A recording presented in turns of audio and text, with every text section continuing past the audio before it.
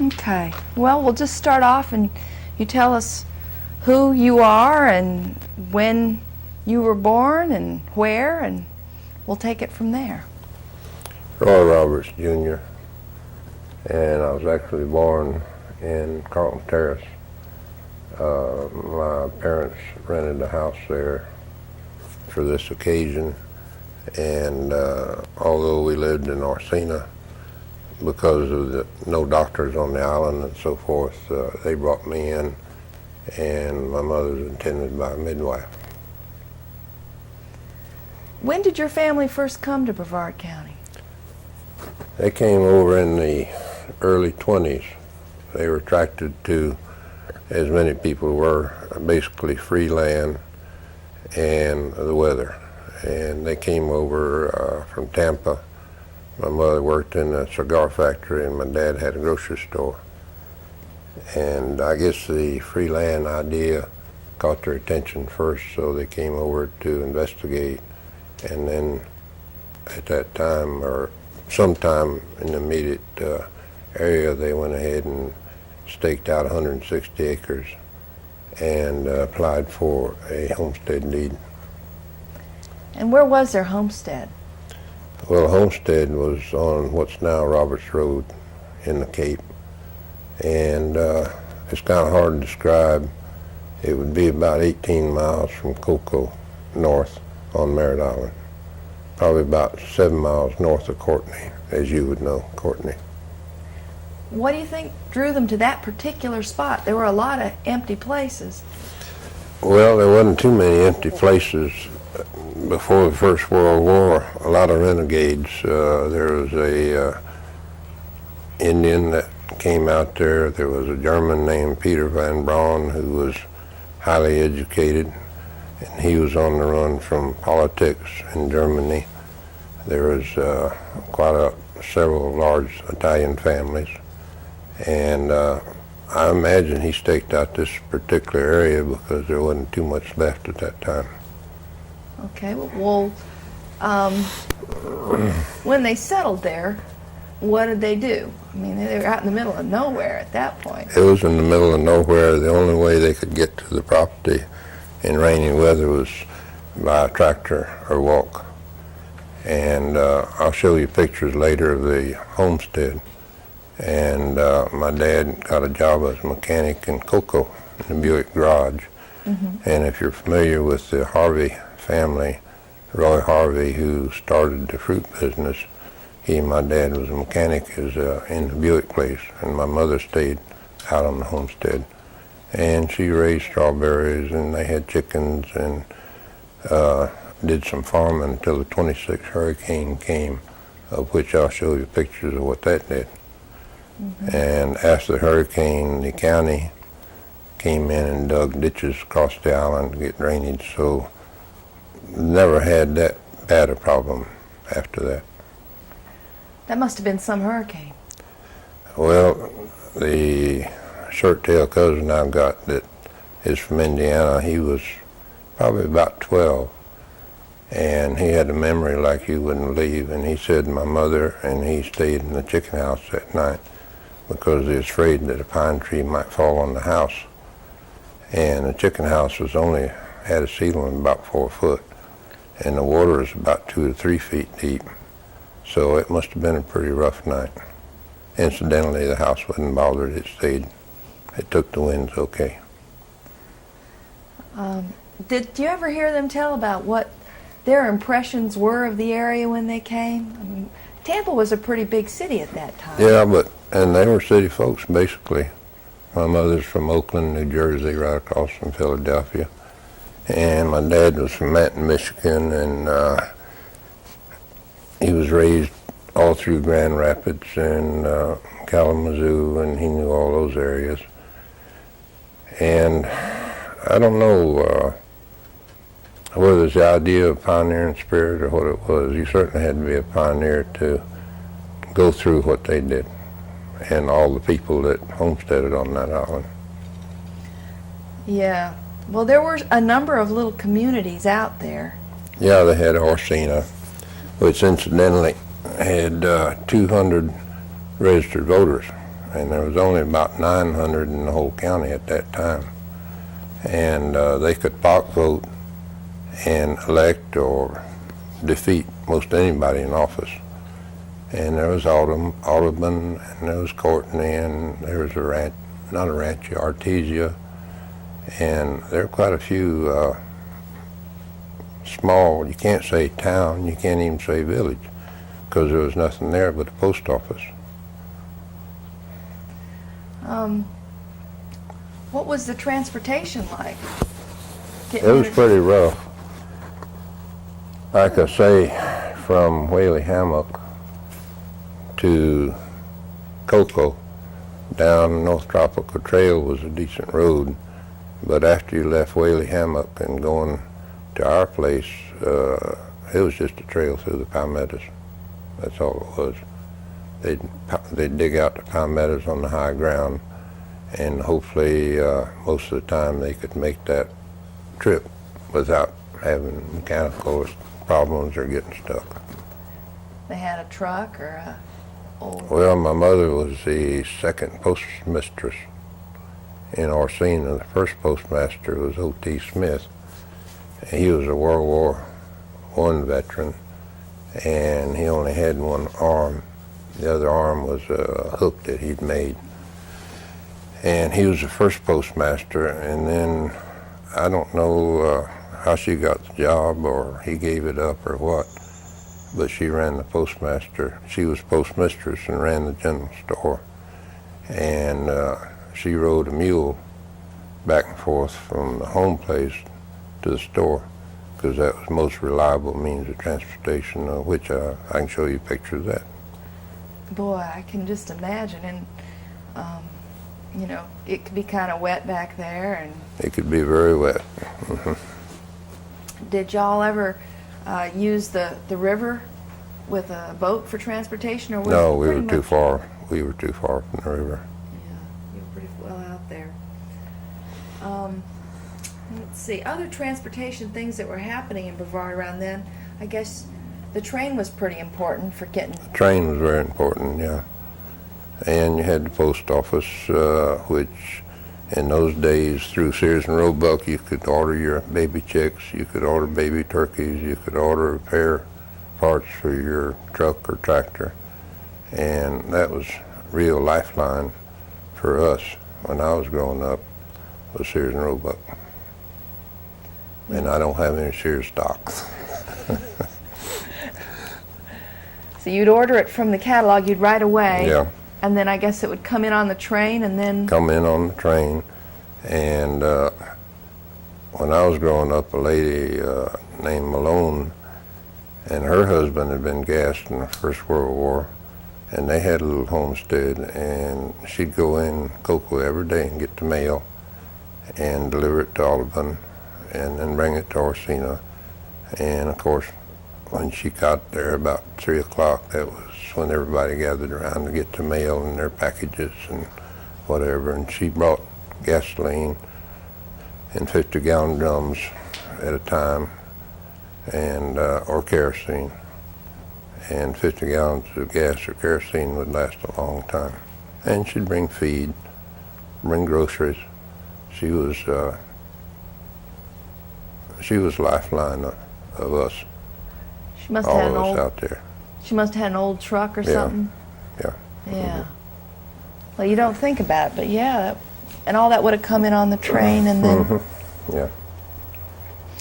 In Titusville, they had the Gulf Oil docks, and I don't remember much about that, but I guess gasoline was delivered in 55-gallon drums by boat to the Gulf Oil docks there in Titusville, but that was probably in the late 20s, early 30s.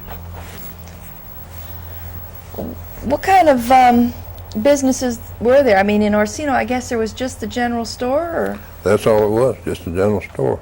The boards, the floor was laying flat on the ground, and I can remember looking through the walls and you could see outside, and there wasn't anything else. We had a church, and we had a one-room schoolhouse that I went to. Tell me about the school. Well, it was fun. It was from 1 to 6 grades was all, and the students varied from 5 to 8 kids for the whole 6 grades. And teacher was, I do remember she was a good teacher, but I remember when the Second World War started, every time she got a newspaper, she would make us try to remember what was going on when Hitler invaded Poland in '39, I believe it was. And she was very up to date, and this was, I guess, our basic history lesson. And she taught us, and of course she had maps and a world globe, and she would show us what was going on in other countries. Do you remember her name? Yeah, Hutzler. Mm-hmm. Yeah. Her son owned the newspaper business in Grand Rapids, Michigan at one time. And her husband, we called him Uncle Greeley. He always had a bow tie on and a white shirt, and he was running the store at that time, and he was postmaster at that time. That was after my mother left. How would you get to school? I had a school bus. It was a Model T school bus, and many times it was broke down or drowned out or stuck, and when it was, you walked. It was only 2 miles. Tell me a little bit more about going to school. What kind of things would you guys do for fun? We had swing sets. I think the best fun I had one time, a friend of mine and I set fire to the outhouse, or set fire to the grass around the outhouse, and there was a girl inside. And that's one time I found out how mean my daddy was. But there wasn't any harm done. See, then there wasn't such thing as lawnmowers. There wasn't such thing as tractor mowers. And the man that drove the bus 2 or 3 times a year, he'd come in with a swing saw and cut the grass.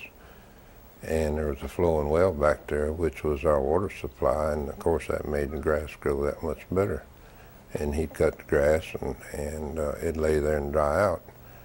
So we got the bright idea that that little girl was in the bathroom too long, and we needed to be in there, so we put some around the outhouse and set it on fire. But the school was, it was one room. I never knew what headlights was till I came to school in Titusville, because the janitor, or the bus driver, as you call him, he would mop the floor with kerosene 2 to 3 times a year. And we had a pot-bellied stove for heat. And of course, when I grew up, I thought if that kerosene-soaked floor had ever caught fire, that'd been the end of it. But maybe we weren't smart enough to think those kind of things. I know we didn't have headlights, we didn't have bugs, we didn't have roaches. There wasn't anything in school to bother you. No, that'd take care of it. That took care of it. Mm-hmm. Yeah. And we had our own little band. What kind of instruments did you play? Well, I don't remember what I played, to tell you the truth. But it was, well, we had a man that would come when they had dances here at the school, and he played drums with one foot, and a mandolin and a harmonica with his mouth. He played the whole thing at one time, and he's pretty good. I enjoyed that even as a young age. And they'd have square dances and such.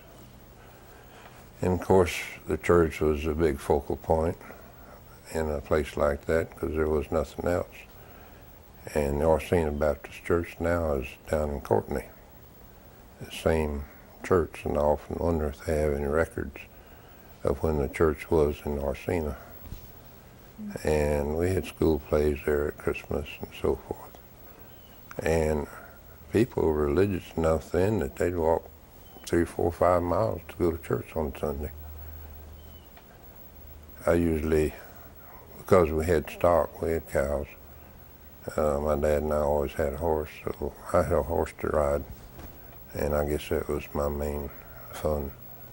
And I could ride him to church, or if I wanted to go through the woods. I had a trap line at one time, and there was two of us that had trap lines. This fellow named Norman, up on the North Island, he ran a trap line, and he was probably 40 years older than I was. And he taught me how to skin coons and possums and set traps. And so that was a way to earn money and something to occupy your time. Of course, I don't know, in those days, you didn't have any free time. There was always something to do. I was fortunate I had a cousin my same age, and he spent a lot of time out on the island with me, so I had somebody to play with and get in trouble with. What was his name? Dave Roberts. He lives in Cocoa now. Did you have any brothers and sisters out there? No, he was my brother. He lived in Titusville, and in later years I would spend time with him in Titusville, and again that was before television and before all the community activities you have nowadays. We had a sailboat, and we ran crab traps, and we'd go troll for fish, for trout, with a sailboat. And he had, they had 2 goats that furnished milk for him, because times weren't real. I guess we were poor and didn't know it. We didn't have the television to tell us how poor we were, how neglected we were. How old were you, and when was this? You were out with the boat? And... in the 40s. During the second one. Well, yeah, I guess mostly in the 40s. During the Second World War, we didn't stay on the island too much because they were expecting Germans to land on the beach any time. And I guess once in a while my dad would get scared, and we'd go to town and rent a house and stay in Titusville for a while. And then maybe the grow operation required us to go back home and cultivate the grove or fertilize or whatever had to be done, because you couldn't hardly get much help in those days. There was a real sense during the Second World War that this was the front lines. Oh yeah, there was ships sunk out off of Canaveral, and the Coast Guard built a series of built a series of outlet posts up and down the beach. I think every 6 miles or 5 miles. It was a little house on piers about 20 feet high in the air, and it screened and had windows all the way around it, and it was manned 24 hours a day. And they thought for sure Germans would be coming in. Who would man the watchtowers? Coast Guard and the Coast Guard Auxiliary. Coast Guard Auxiliary was formed in Titusville, and my dad was in it. And so they were very active in patrolling the beach with horses and patrolling the river and boats, and knowing that any minute the Germans would come. When I was in high school, they had a watch on top of the courthouse, and normally the girls did that most of the time, but they were taught to recognize different planes, American as well as Germans, in case German planes came over. And we had air raid drills in school. We'd all hide under the desk and go in the restrooms and supposedly the safe places of the school. So it was something you remembered and thought about. And of course, going to the movies, you got first-hand news of the fighting. And you remembered about the Battle of the Bulge, and you remembered about Dunkirk and a lot of the important things that we saw in the movies and in town, because of course, again, there was no TVs. And there was rationing. Oh yeah. Yeah. What kind of things were rationed around here? Most everything. we didn't suffer that much at home. We had bees, so my mother learned to sweeten everything with honey. We had beef, and the woods was full of hogs, and of course the fish would jump in your boat anytime you wanted to catch fish. And so basically, food-wise, and she always had a garden, and I wonder how I'm still alive. We had 2 milk cows, Jersey milk cows, and they had the highest content of butter fat of any breed of animal there is. And we drank raw milk. I milked the cows, and she made cottage cheese, she made butter, she made ice cream, and of course we had all kinds of beef, and none of it was lean. We'd get lard in tin cans, which is full of fat, and I don't know why I lived so long, because I was raised on that kind of food. Well, you probably worked pretty hard.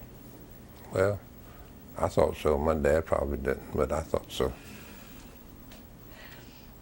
So your dad had a ranch then, No, or a grove? No, he had mainly citrus, but we had we kept 8 or 10 head of cattle, most all the time.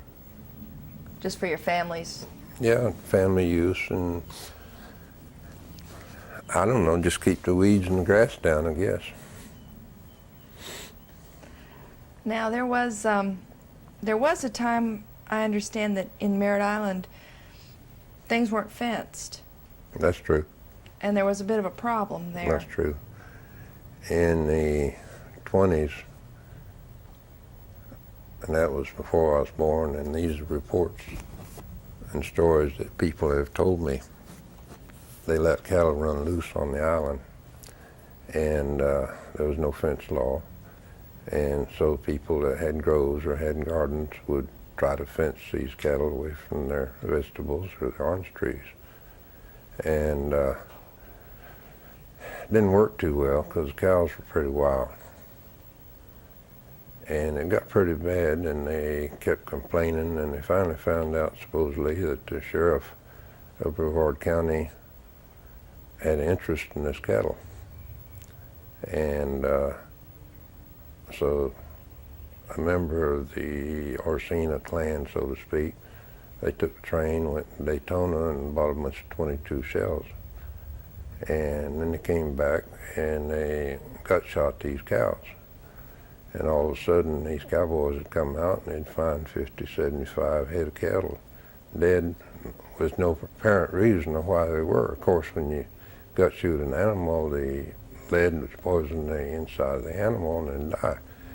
And as the animal decomposed, you wouldn't see that shell or the hole or anything else.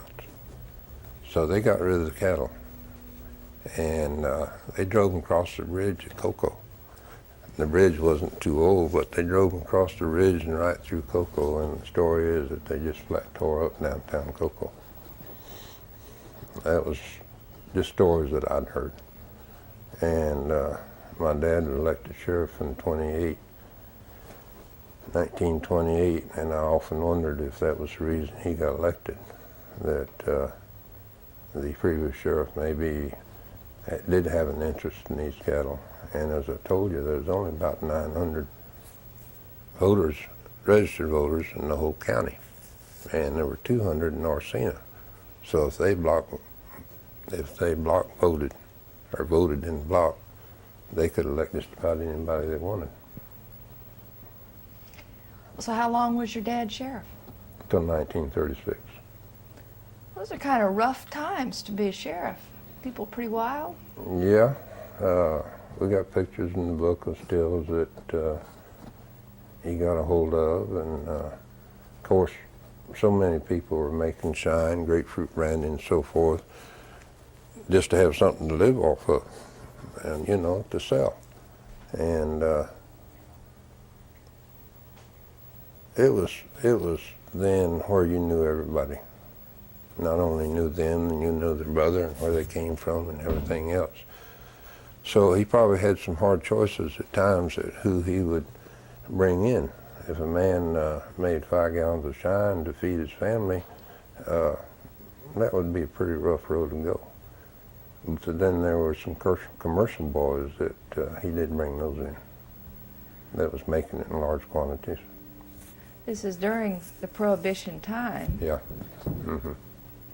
Now, I've also heard, I think it was Miss Scobie, who told us that there were people who were also importing. Yeah.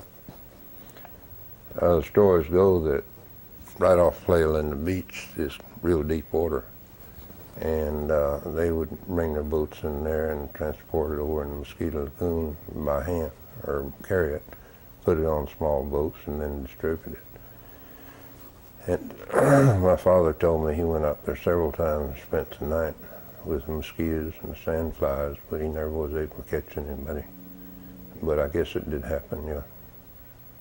Yeah. Like you, she said, everybody sort of knew everybody's business.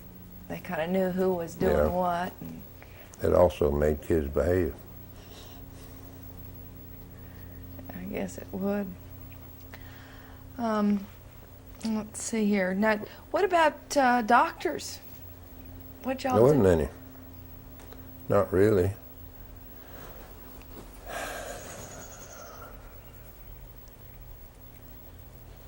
There was a doctor in Cocoa, but I can't remember his name, Dr. Noah or something like that. And because of the transportation problems, we went to Cocoa more than we did to Titusville. And there was a Dr. Christie in Titusville. Of course, there wasn't any hospitals. And he didn't, I don't know, we weren't sick as much, or we used more home remedies. I don't know.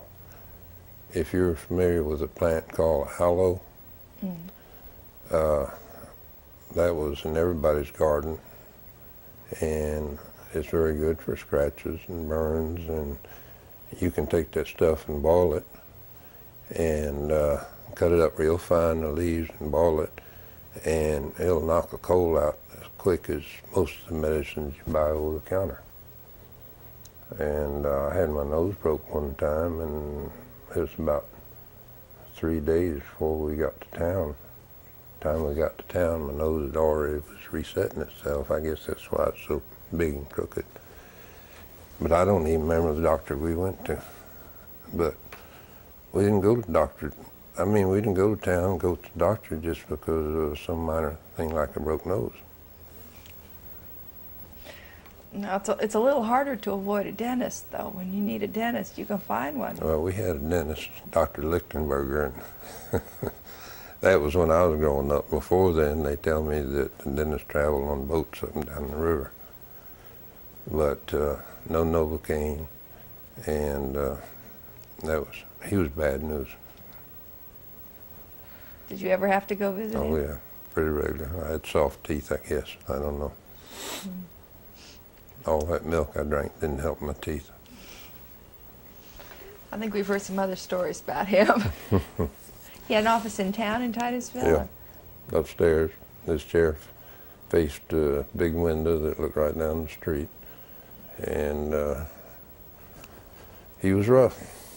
He was good, I guess. I mean, I never had any infection or never had any problems from it.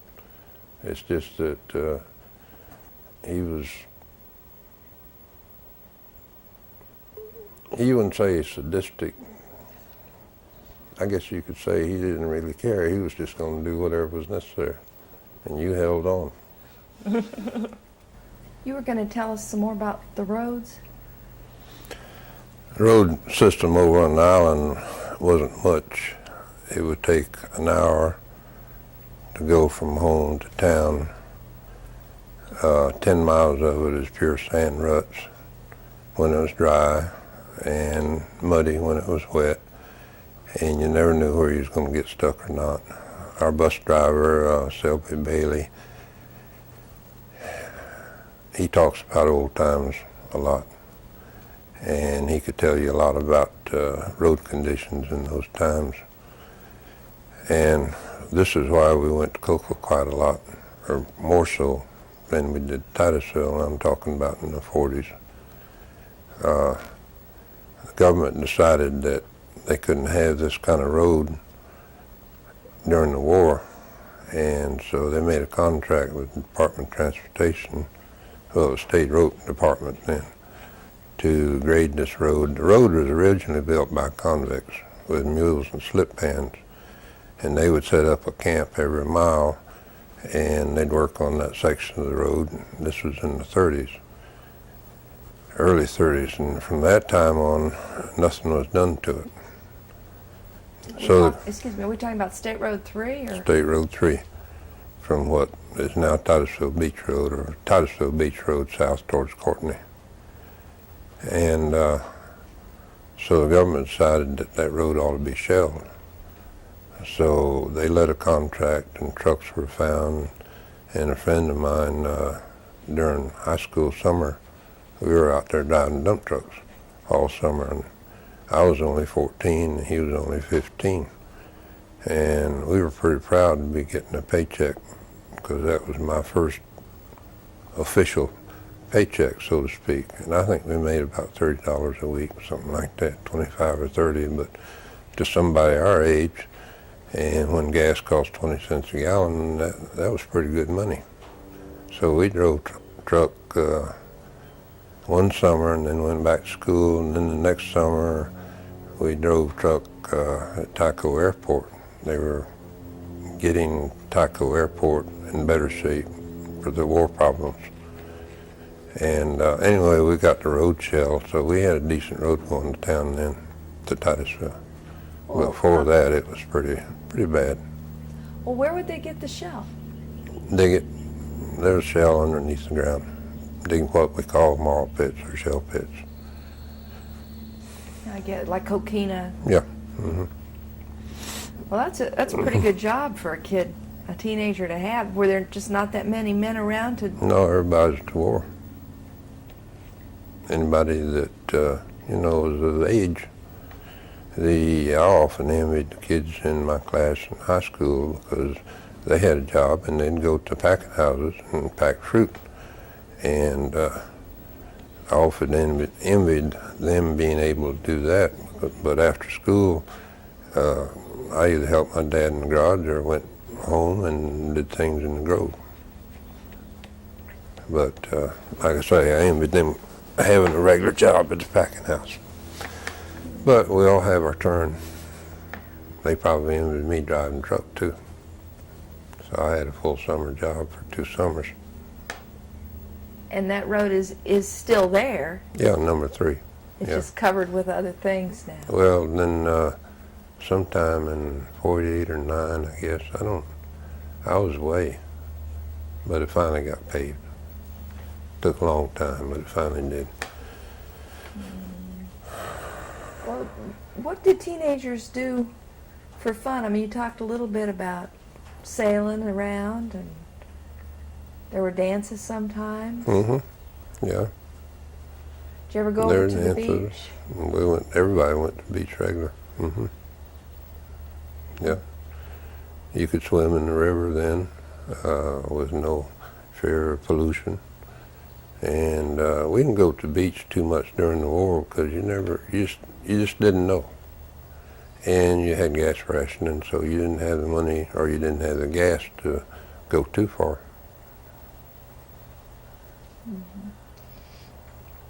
Mm-hmm. Let's see. You mentioned that you'd had a trap line, and you did some fishing too. Yeah, we all fished. I had trap line. And that's where Sears came in again. You could buy supplies from them, and you could mail your skins back to Sears Roebuck. They'd buy your skins. You did? Nope. Well, my goodness, I never thought of them buying anything back. They were very rural in those days. I mean, they took care of the rural people in those days. Kind of skins. You could buy most anything through Sears. At one time, they even sold automobiles. Somebody mentioned they sold houses in kits. And they sold houses in kits, right? Did anybody around here ever order a house? I don't know of anybody. No. Kind of beyond the means of most folks, I guess. What were the houses like? What was the house like that you grew up in? Well, I grew up in this house. And my dad started it about 20 5 or 6. I don't know how long it took him to finish it. When we went to town and rented in town, the houses weren't much. I remember one winter we stayed in town for a while, and we rented a house down on the river, just a wooden frame house, and I slept on the porch all winter with just canvas curtains. And I said once before, and I say it again, we didn't have anybody tell us we were poor or we were being mistreated. And we rented houses occasionally around town. Some of them had rats in them, and we stayed at a big apartment house one time there where Howard Johnson's is. And we didn't stay there very long. In fact, we got up next morning and left because of the rats in it, and went back to this house. But houses, and they had a good roof, and they had screens on the windows, and the ice blocks, the water melted from the ice dripped down through the floor and down on the ground, and we had running water, and we had inside toilets, which out on the island, at least in school, we didn't even have an inside toilet. So it was primitive but comfortable. Mm-hmm. Well, I think so. I feel very fortunate and I feel blessed in the childhood I had, because it certainly taught me to be independent and look after myself, and I didn't miss anything. I think my mother did. I can remember when Dad finally bought her a washing machine, and it had a little gasoline motor on it to wash clothes with. Because previous to that, it was a big iron pot, the one that's sitting out there on the carport. And so duck season came around, and he and the preacher took the motor off the washing machine and put a paddle wheel on a boat and rigged it up to the paddle wheel, because that would cross shallow water and across where it was real grassy. And I can remember quite a family argument about that. I can imagine. There, yeah, so you didn't have electric out there. You had to have your own. We had a generator. For a while, we had a turbine running on a flowing well. You know, used to be able to drill flowing wells, artesian water, and back in the early 30s, you had quite a bit of pressure. In fact, O'Galley's first electric plant was run that way, with artesian well. And so my dad, we had to have wells, didn't have to, but he wanted wells for the grove. So on one of them he drilled, and he fixed a fella couch pump in O'Galley. I think there's, or Malabar, somewhere down there, Grant. I think they're still in business. They came up and put a turbine on the well, which made enough electricity to light a few lights. Nothing like we have now. We had a kerosene refrigerator, and we had a gas stove and a wood stove, because we didn't have any heat in the house. And my mother cooked on the wood stove during the winter. And when I say winter, it's nothing like you have further north, but it was cold to us. Well, the wind came through, I'm sure. Yeah, it'd be windy. Mm-hmm. But we were pretty well protected with pine trees and orange trees around the house. Do you ever remember trying to deal with the freezes that would come through and all the citrus that you had? We didn't have any freezes when I was growing up. I don't know what happened. Of course, they had one in '95 that froze everything except the Dummock Grove over on Hallover. And those trees came through, and but these freezes in the 80s, they're unheard of as far as record known, as far as the island goes. Mm-hmm. I think it was in '85 freeze. I checked the temperature here, and it was like 21 degrees. And at that time, we had grows leased on the island, and I jumped in the truck and run out there, and it was 22 out there. And when I was growing up and living out there, I didn't hardly know what a frost was. We just never had cold weather. And I don't know whether it's because the government's overdrained the land, lowered the water table out there or what, but the water table is definitely lower than it used to be. And who knows? How many acres did you have in citrus out there? Well, we were continually planting. There wasn't many of the homesteaders that actually stayed and had a grove. The Groffalos, he had 4 or 5 acres and 7 daughters. And a shine still in the back. And the Fenaries, they lived down the road from him, and they had probably about 15 acres. I went to school with his kids. And Sam Fenary still lives in Cocoa. Joe Fenary, who I was closest to, he's dead. And Richard Fenary, I think he lives in Cocoa Beach, I'm not sure. Because all the old folks are gone. Mm. And the Jacobsons, which was a Swedish immigrant, and they lived north of us, they were very, very, very hard workers. And they ended up with quite a bit of growth. And the north of them was the Briggs, and they homesteaded right where the VAB building is. And he commercial fished more than he tried to do anything else. I went to school with his family. And then over on Happy Creek was the Benekes, and they fished, and they had 2 or 3 acres to grow. And then after that, you got on up towards Shiloh and Hollow with Canal. And that was a long ways to go in those days, and I don't know many people up there. Mm-hmm. Alan Taylor, his family.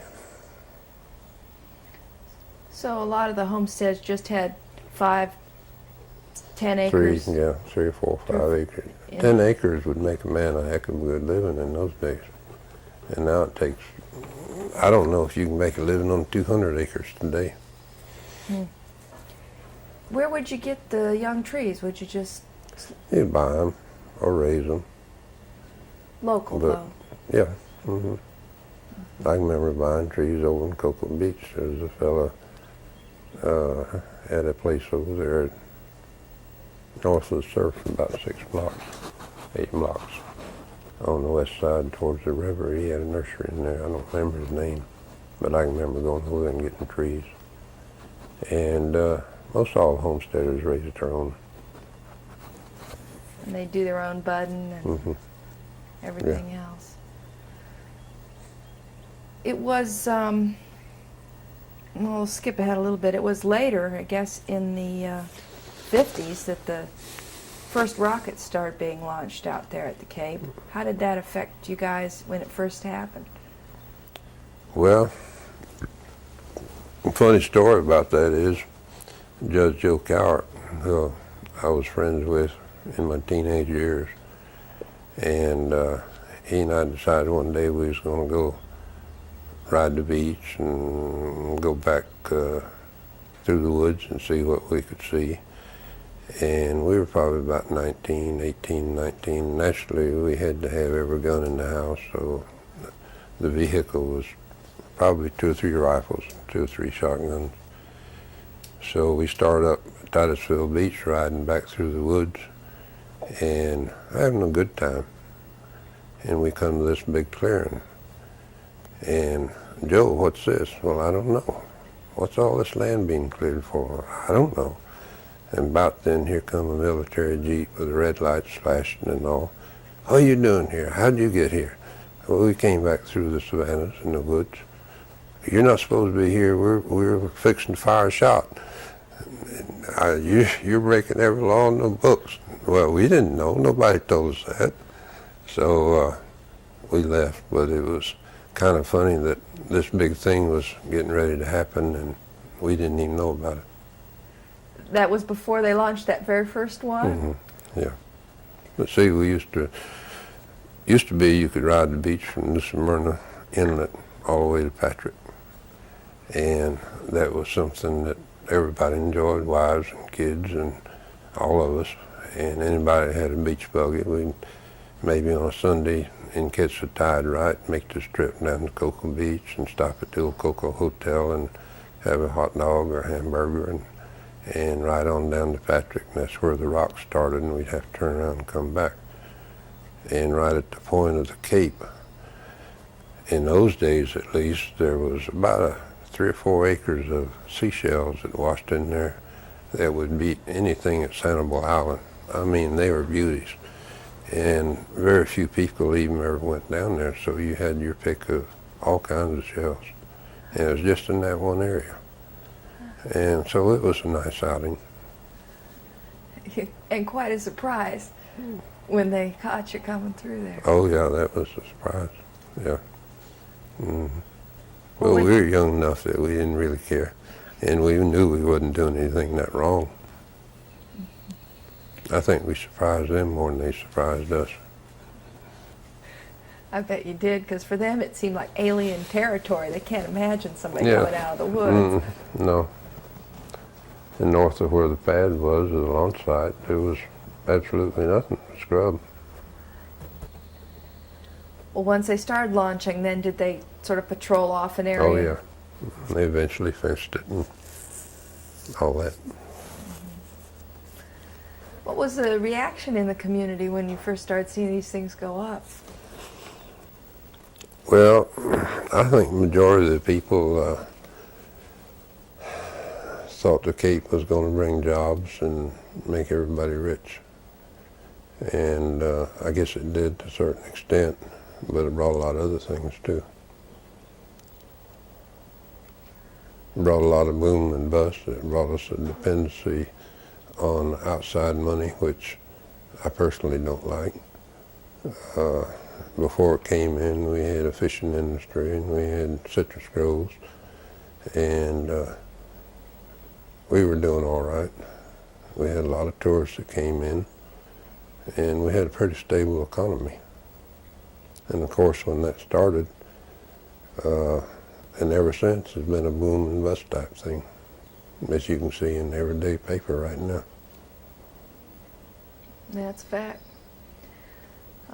After they decided, well, I guess that they were going to try and launch men to the moon, they needed more room than they had right out there on the Cape. And that's when they wanted to take more property from what would have been your home community area. Yeah, that's when they took all that. How did they announce that? How did y'all find out this was going to happen? There was scuttlebutt for weeks, and I'd say for months of what was going to happen. And I guess we didn't really know it till it came out in the newspapers with maps and so forth, what areas they were going to take. They had 3 takings, and the largest, which included Orsino and all that area, I think was taken 3, number 3. You didn't have any choice. Didn't have any choice, no. Mm-mm. Did they offer you some compensation, or? Well, they paid us market value of citrus land comparable to, say, here in the Mid-Pamic. But at that time, we'd never had a freeze, and we felt our groves were worth a lot more. And of course, there's no price you can put on sentimental value. Most of us had a lot of memories, and yet there were a lot of people that were glad to get going. I guess it was an opportunity for some folks. Mm-hmm. Yeah. Nobody wanted that property before. Well, it's surprising the value of land was all right. My mother and my parents had bought quite a bit of tax land just for tax deeds in the 40s, and it had increased in value. I don't know whether it was a real value or not, but people were willing to pay it, and there were people coming from Miami all the time wanting to buy land over there. Yeah. When they told you we're going to take the land, and I guess they offered you the opportunity to move some of the buildings. The church moved. I think church was, yeah, I guess they did move the church. And the school building was gone. And the store that my mother ran, and the postmaster and all, postmistress and all that, had pretty well been rotted down and been replaced. George Jacobson. He built a nice new store across the street there on the corner, and it wasn't such that you could move it. He had quite a bit of grove by then. His sister Carolyn had a lot of grove. But I guess they did move the church. But I think the termites had pretty well eat it up time that a few more years went by. Mm. Well, you all elected to move your house. No. No? No, it's that there, they were going to have, my mother loved plants and flowers, and she had it was a really beautiful place, and they were going to use it for a VIP home. And when certain people that would qualify would come down, they could stay here in the house and all that. And in the budget cuts in 68 or 9, when, you know, I mentioned boom or bust, we had another bust in those years.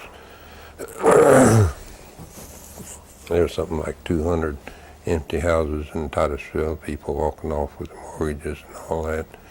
Anyway, they decided they weren't going to do that, so they had an auction on this house for disposal only. The people could tear it down, so I bid it. But I put a bid in that I'd be allowed to move the house. And unfortunately, I had the low bid. But fortunately, the rest of them that found out that I was born or raised in this house, they withdrew their bids. It says, give the house to Roy Roberts. Let him have it. Let him have it. And so they conferred on whether I could have the house and move it or not, and they finally decided I could. So I paid them, and it took me about a year to move it, I guess. Time I got it up here. But it was a good solid house. It's made out of cypress, oak floors, and very well built. And it was if you look at it strictly for nothing but investment, it was a good investment. What route did you have to take to move it up here? We came right up number 3 all the way to US 1, just south of Oak Hill, and then came down US 1 to here. That was the easiest route. Must have been quite a scene. I got pictures of it somewhere. We took up the whole road. Let's see what else we got here. I guess I should ask you about celebrating the holidays. When, you know, for Christmas and things like that. I guess it was a little different than we have now. Yeah, I'd say it's quite a bit different. I think there were more home type things than commercial type things. In my family, at least, we had probably about 15 or 20 would come out to the island, and of course we had a Christmas tree and all that. And that was celebration for Christmas and Thanksgiving. And other than that, and 4th of July would be the only other, any kind of celebration. And that was always parade in downtown Titusville, which everybody went to. And, you know, you knew most everybody on the street then. And I think it made it more close-knitted, and I think you had less problems from teenagers and kids because you don't know who was looking at you and would go tell your dad, well, your son was doing so and so. And everybody kind of policed each other. Did you ever get caught out that way? Not for the record. Yeah, I didn't have very good I skipped school and I did a lot of things that probably I shouldn't have. You did all right. Well, I managed to make it this far. Like somebody said, if I'd known I was going to live this long, I'd take better care of myself.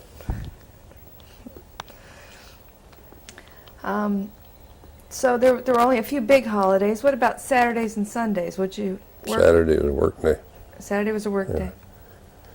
We had, we usually, well, not usually, the first help that I can remember that we had on the island was a man that my dad got out of jail on parole, and he lived over there for 8 or 9 years, and then he left. And during the war years, my dad and I did basically everything there was to do, and then finally we got some more parolees, and we had a couple.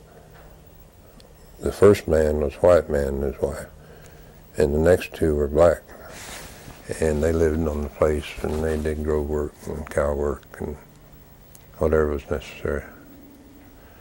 And they'd work till noon Saturday, and then we'd come to town and they'd get their groceries, and I don't know how old I was, but they'd get their groceries and I'd get feed and supplies, whatever I needed to do.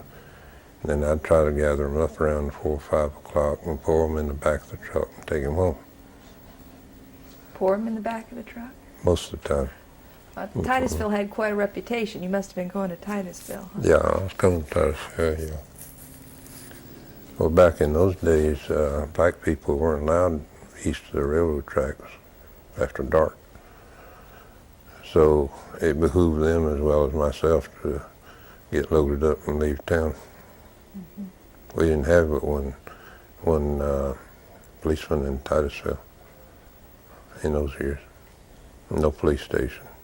Had a phone down on Main Street or US 1 there. If you wanted to call the police department, you'd dial that number and the red light would come on, and next time the cop drove along there, he'd see the red light, so he knew he had a call. Was that system in place when your dad was sheriff? No, it wasn't even that good. When he was sheriff, he had a deputy in Cocoa. There was one in Melbourne and one in Titusville. And no patrolman on the road, except for one man named Griggs, and he had a motorcycle. And I guess basically he'd cover whatever part of the county he wanted to cover, I don't know. But there wasn't any so-called road patrolman. That was in the sheriff's department. Mm-hmm. Do you remember him telling you stories about his day or his night? My dad? Yeah, when he'd be out. Yeah, he'd tell me some, but he didn't want me to get interested in law enforcement. He didn't, there was no thrill to him. It was just a job. Tell me what you can about the Klan. Klu Klux Klan? Well, I told you that black folks had to be west of the railroad track by dark. They had a school out there, and I didn't think that they were treated fair and square on a lot of things. The one thing about it, they had several stores right there where the courthouse is, the dry cleaners and the restaurant and all, and let's see, I don't know, restaurant, dry cleaners, and I think there was a bar there. But in those days, a kid, white or black, could ride basically where they wanted on their bikes, and you never even conceived that there was going to be any kind of problems. And I don't know the difference in what happened to our culture, but whether the Klan kept things down like we would want them, or my dad was sheriff, and I'm sure there were a lot of conflicts within himself, because most of the prominent people, some of the lawyers and different people around town belonged to the Klan. And I certainly don't believe in the Klan, but I do wish it was back that when my grandson walked down the street, he didn't have to worry about getting a gang after him or getting beaten up. Fortunately, we don't have that Klan anymore, and we don't have that problem. What kind of things would they do? Do you recall? The Klan? Mm-hmm. No, I think I was too young. Yeah. No. So But they kind of died out Yeah, in the 40s? There weren't so many, or? not to my knowledge. Maybe the Second World War knocked it out. I don't know. That would make some sense. So many things changed Hmm. as a result of that war. Oh yeah, certainly did. Telephone, we didn't have a telephone until after the war. We didn't have electricity, commercial electricity, until 40 or 41. Florida Power and Light brought it in. And of course the roads have been improved. Been a lot of changes due to that war. A lot of men got out and saw things beyond their homestead sites and Yeah, had different found out what the ideas. rest of the world was like. Yeah. And that would be true of black men too. Oh yeah. Hmm. What was it like around here in the 60s when integration was starting? In the 60s. That's about the time I came up here. And people at that time said that blacks couldn't come to Scottsmore because if they did, the Klan would get them. I never saw any evidence of it. There's a black family that worked for me that lives here on the place, used to live here on the place, and he had some problem, but I managed to stop it. And I don't know whether it was Klan or not. As far as I was concerned, there's a bunch of crazy white boys that weren't raised properly. They just had to pick on somebody weaker than they were. And the one that I caught had a garbage bag shirt with holes cut in it, and he was going to do this and he was going to do that. And after I talked to him, I've never had any more problems. The schools, there was a black school and a white school In Titusville, yeah. in Titusville. Mhm. Yeah. And then I guess that was integrated in the early 60s. Well, the black school, I think they turned it into a community center. And I'm sure the building was so old and probably termite eaten, they finally got rid of it. And I guess the kids started going to white schools. But there was, I've never heard much about violence in this area as a result of that, but there must have been some uncomfortable moments. I'm sure there were. I had a son and daughter who went to school, an astronaut at Titusville High, and they never brought any of their problems home to me if they had problems. So I don't know.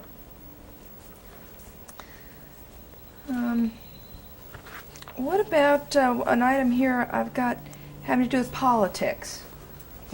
Politics. You tell us a little bit about the Orsino voting bloc, but since then, are there any particular state senators or representatives that are standouts for you? Well, my dad voted or got elected to House of Representatives, State House of Representatives, I think in 44 or 45. And that was just before they were going to widen US 1. And I think he got beat because of his thoughts on the thing. The Department of Transportation wanted to carry the widening project down along the Florida East Coast Railroad track. And the merchants in downtown Titusville got so upset, and they were afraid they were going to lose all their business, and they were afraid they'd just be outgrown, so to speak. and all the business would go to the new US 1. As it turned out, I think they made a bad choice. I think that's what happened to downtown Titusville. Just about every community I can think of, whether Daytona, Cocoa, Melbourne, US 1 went through a semi-blighted area or went through a new area and left the downtown areas alone. And those downtown areas have prospered. Everyone but Titusville. So your father was on what side of that issue? Well, he's very progressive. He didn't believe in causeways across the river. And he fought this particular problem because he knew that what they were going to do, the only flow in the river is from wind. And when you block it off with causeways, you have individual little lakes. And that probably helps with the pollution, makes it worse, because the river flow by the wind can't go up and down the river and maybe get rid of some of it. But anyway, he wanted very strong to put the highway down Florida East Coast tracks, either on the east side or the west side, and leave the downtown area alone. And that's probably one of the reasons he got beat in the election. And another place over on Courtney. At that time, the road from Courtney to Merritt was down the Tropical Trail.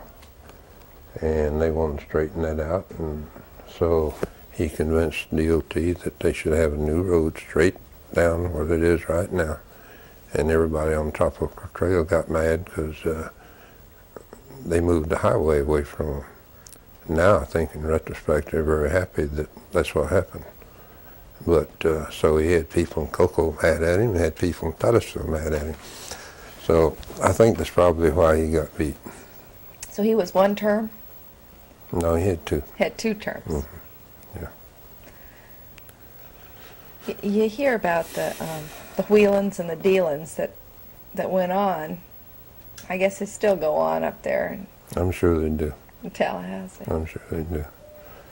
He always said that, he said, if I can get to the secretaries, and he was always carrying boxes of fruit up to Tallahassee, he said, if I can get to the secretaries and get on their side, I'll get what I want. He says, there's no use talking to the representative or to the senator because they're going to do what their secretary tells them to do. And I think this is true in a lot of businesses. The secretaries sometimes are more valuable than what we realize. We think they're the boss, but they're really the boss. I expect you're right about that. Do you remember any local officials, judges or mayors that stand out in your mind? Around Titusville? Yeah, around this area. The one thing that's disappointed me is that it used to be that business people were involved in politics, whether city council or whatever. And because of the sunshine laws, I guess, sunshine laws, or because of the, I don't know, but they won't get involved in their own community anymore. And I think this is to the detriment of the community. Yep. If you don't have a healthy business climate, you're not going to have a healthy home climate. And people forget that the value of their home is based on the whole picture, not just one. And if business falls apart, who's going to support their homes? Tax-wise and everything else. So now we have professional politicians. I believe we do. Mm-hmm. Some of them anyway. This is the original homestead house, and this is the aftermath of the 26 hurricane. At that time, there was no drainage on the island in this area. So the only thing the water could do would be flow over natural ground to Sykes Creek and then flow south. This is a very typical homestead house, consisted of 2 rooms, no porch, little stoop there. But this is basically what most people over there had. Now, it did weather the storm well. It looks fine. Oh yeah, yeah. It was built well enough and reinforced and so forth. It took this pine tree down, which was the reason they put the house there. It was the shade of this big Caribbean yellow pine. It took it down. But of course on the island you have a real shallow root system to begin with, and it doesn't take much to topple a tree over there. It didn't used to. Then what's that house behind the tree? You mean back over here? Uh-huh. Is that the chicken coop? That's the chicken coop, which I got a better picture of. Okay. All right.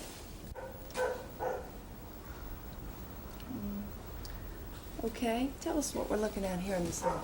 This is the original homestead house before it was painted. It's my mother sitting there on the front stoop. There's the outhouse back there. And that's the house that went through the hurricane, didn't have any problem. It's pretty cleared around that area. Yeah, you had to prove up on 10 acres. You had to clear 10 acres to file and get a homestead deed. What are we looking at here?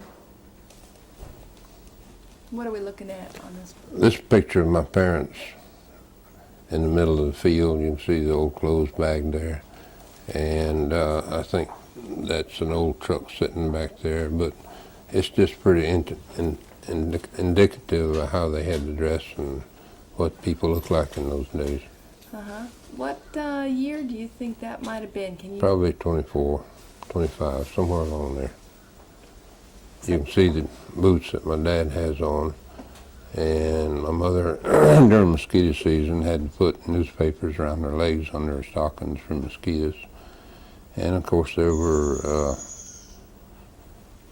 no-see-ums out there, and mosquitoes, and there were ticks, and there were red bugs, and used red bugs for, used sulfur in your clothes for red bugs, because that'd keep the red bugs off.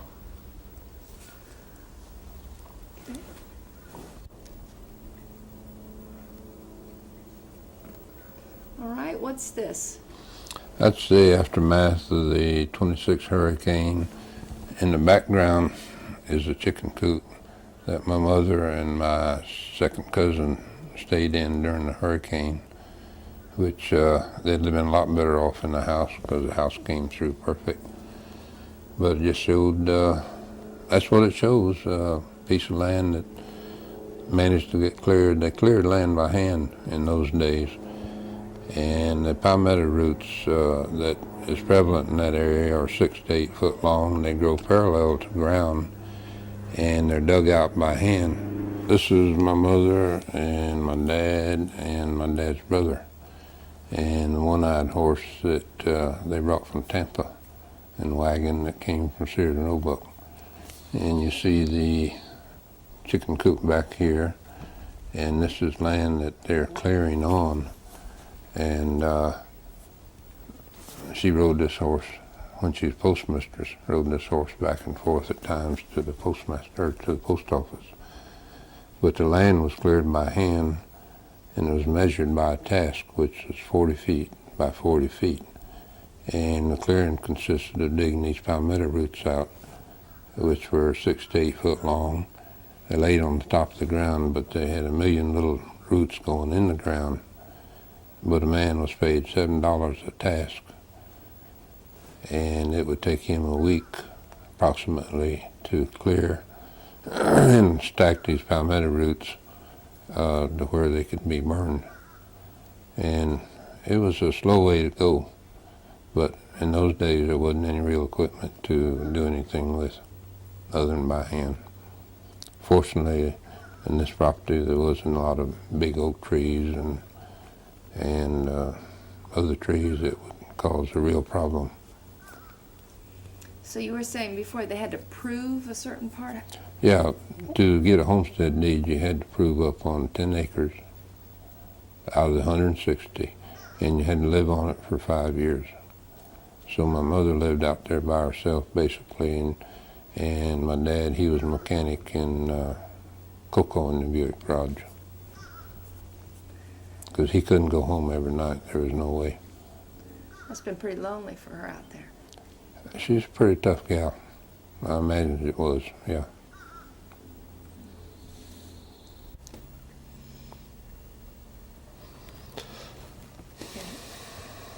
What do we got here?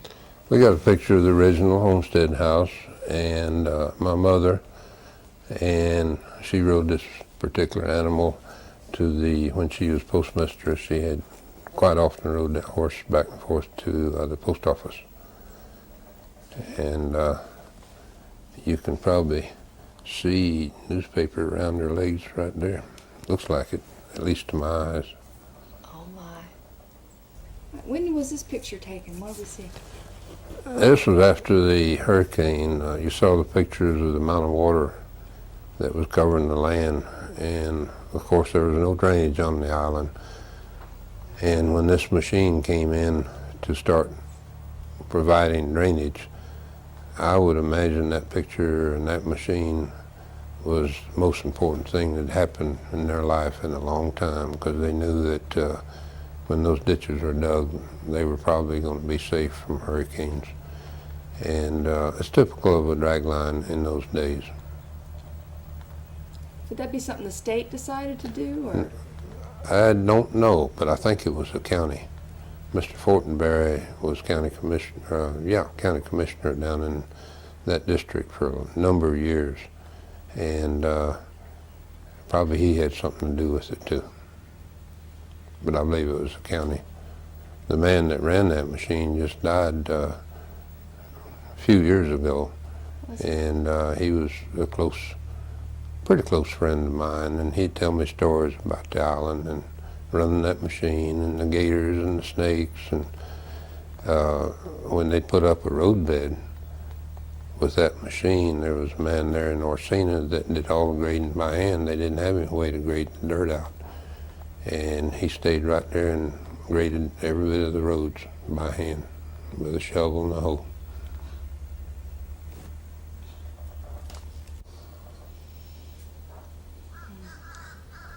Okay. This is a picture of my dad and I. I was probably about 10 or 12. And that horse, I named her Dixie, and I raised her from a colt. And as I had mentioned, horses were, in spite of the flies and the heat and the mosquitoes, they were pretty necessary over there for us because of the stock and the fact that for getting around whenever we wanted to go out in territories where there were no roads, and there wasn't that many roads. What is this here? This is a picture of my mother on a tractor preparing land for either garden or planting orange trees. It was a typical tractor in those days, and also women worked like that in those days. Guess your dad, being a mechanic, kept your machinery in pretty good order. Yeah, he was pretty good at it. I still have that tractor. Wow. Restored. Okay, who are we looking at here? What's going on? You're looking at my dad closing down a still out at South Lake. That kind of had an interesting story on that. I don't know how old I was, but I can remember my mother taking me in an old car, and I guess for entertainment, riding the sand trails out towards South Lake, because that's all that was out there was South Lake. And I can remember rifle shots, 22 rifle shots, and of course she turned around and went back home. And that's during the period that my dad was sheriff, and so of course I guess he dressed her down pretty hard for being out there, but evidently we'd gotten too close to somebody still. And so my dad went out there, and I guess he finally found the still and got these people helping destroy it. What were they making? Shine. Out of, what are they? Corn. Corn. Mm-hmm. Corn liquor. Corn liquor. Mm-hmm. But that's one of those commercial type stills, and he didn't allow that. If somebody had something for home brew, that was one thing, but as you can see, that's a 50-gallon still right there. was going to say, those look like parts that were made somewhere else and Yeah. trucked in. And Right, all copper. You can see the picture of the main generator right here. and the coil. Mm-hmm. Yep. That would put out a lot of shine in a period of time. And can you point out these folks in the other pictures that your dad there on the left? This one, yeah, that's my dad. He loved horses, and that was him. And that was a Tennessee Walker he'd gotten. And I don't know what that picture is there. I think that's just a picture of the This East grove, or Grove. yeah, picture of the grove. That trees were probably pretty small.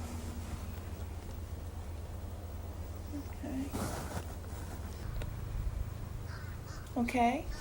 What do we got here in this picture on the left? A picture of my dad holding me, probably about 1930 or so, and in Orsino in front of an orange tree. Looks like there's some oranges on that tree. Yep. A lot of Yeah. oranges for a little tree. Well, that's good land over there. It produced real well. And he had a green thumb too.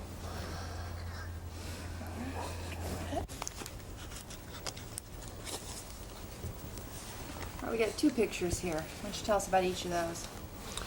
Well, the one on the left is the new bridge across Banana Creek. The original bridge was built quite high so sailboats could go under it. And it had deteriorated to the point that they tore it down and built this new bridge. And that's what that is, across Banana Creek, right northwest from the VAB building.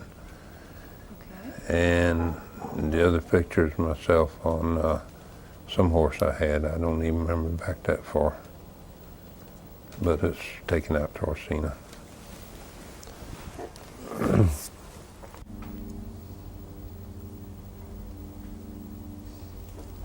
All right. When do you think this picture was taken? I would guess in the early 40s. It was a parade in downtown Titusville, and myself and my two cousins are riding in that car. And the picture's so faded, it's a shame, because it would have been an interesting background, but I'm sure there's some Bob Hudson, some of those fellows have got some real good pictures. Well, I'm guessing from the flags that must have been 4th of July. 4th of July, right. Hmm. Well, it looks like you had a pretty good time. Yeah. I think I always had a good time.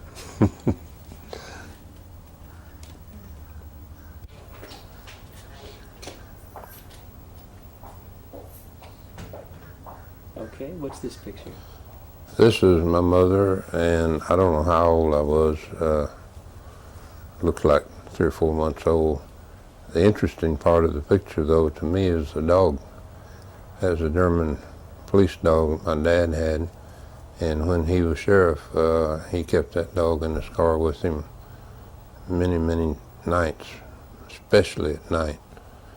And he said when that dog was in that car, he didn't have to worry about anybody bothering him.